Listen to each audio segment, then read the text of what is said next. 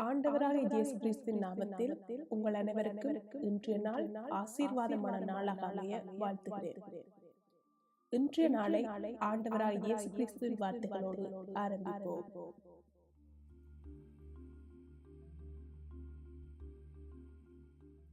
இன்றைய நாளுக்கான தேவ வசனம் ஏசாயா 33ஆம் அதிகாரம் 1ஆம் வசனம்.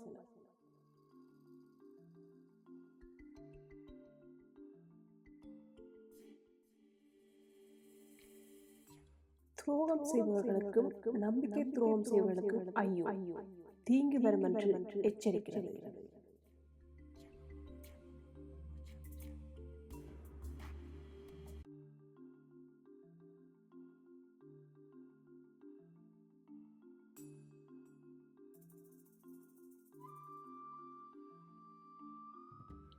துரோகம் என்பது கொடிய பாவமாகவும் தேவனுக்கு அல்ல மனிதர்களுக்கு எதிராக செயல்படும் நம்பிக்கை துரோகமாகவும் பார்க்கப்படுகிறது.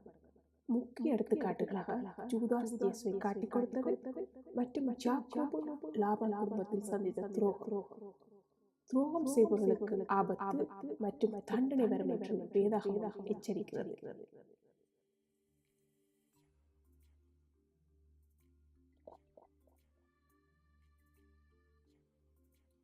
விண்ணையும் மண்ணையும் படைத்த நம்முடைய கடவுள் அதை ஆழ்வதற்கு மனுஷனை படைத்து இந்த பூமி முழுதும் நிரம்பும்படி செய்து அவர்கள் இந்த பூமியை ஆண்டு கொள்ளும்படியும் செய்து நாம் அனைவருக்கும் ஒரே கடவுளாயிருந்து நம்மை உருவாக்கி பரம்பரையாக வரும் நம்முடைய முன்னோர்கள் உடன்படிக்கையை காத்து நடந்து கடவுளின் திருமுன் குற்றமற்றவர்களாக நிற்கும்படி இந்த நாளில் உறுதியெடுத்து நம்முடைய சகோதர சகோதரிகளுக்கு துரோகம் ஏதும் செய்திருந்தாதபடி ஆண்டவர் நம்மை தகுதிப்படுத்தி ஒரே இரத்தத்தால் கழுவப்பட்டவர்களாக முன்னே தூரமாயிருந்தவர்களும் இப்போது அவர் பிள்ளைகளாய் ஒன்று கூடி அவர் நம்மை தாழ்த்தி அவர் பாதம் பணிந்திடுவோம்.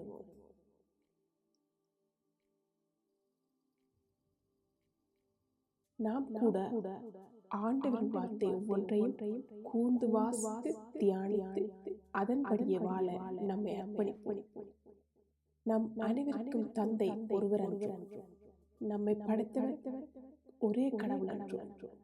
பின்னர் ஏன் நாம் ஒருவருக்கு நம்பிக்கை துரோகம் செய்கின்றோம்?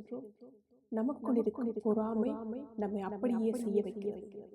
நாம் ஒருவருக்கொருவர் அன்பால் கடவுளுக்கு பயந்து நடப்போமானால் நம்மை நீதியின் சூரியனை உதிக்கச் செய்வார். அவர் சட்டைகளின் கீழ் நம்மை எல்லா தீங்குக்கும் மறைத்து நமது வாழ்வில் ஆரோக்கியம் கிடைக்க உதவுவார்.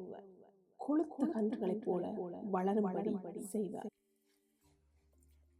அப்பொழுது ஆண்டவருக்கு அஞ்சி நடந்தவர் ஒருவரோடு உரையாடி கொள்வார்.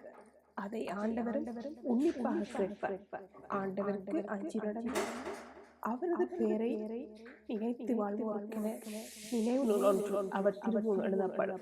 அந்நாளில் நாம் அவரின் தனிப்பெருமை சொத்தாக விளங்குவோம். இந்த தவக்காலத்திலும் நாம் ஆண்டவருக்கு எப்படி வாழ்வோம் என்று நம்மை நாம் ஆராய்ந்து பார்த்து அவர் கட்டளைப்படி வாழ்வோம். அவர் முன் குற்றமற்றவராயிருக்க முடிவு செய்து அவரின் திருமுன் பணிவோம். துரோகத்தை வெறுத்து அன்போடு வாழ்ந்து மன்னிக்கும் குணத்தை நமக்கு வளர்த்துக் கொள்வோம். அப்பொழுது நம்முடைய ஆண்டவர் நம்மை மிகவும் பிரியம் வைத்து நம்முடைய தேவைகள் அனைத்தையும் சந்தித்து நம்மை மகிழ்ச்சியின் பாதையில் வழிநடத்துவார்.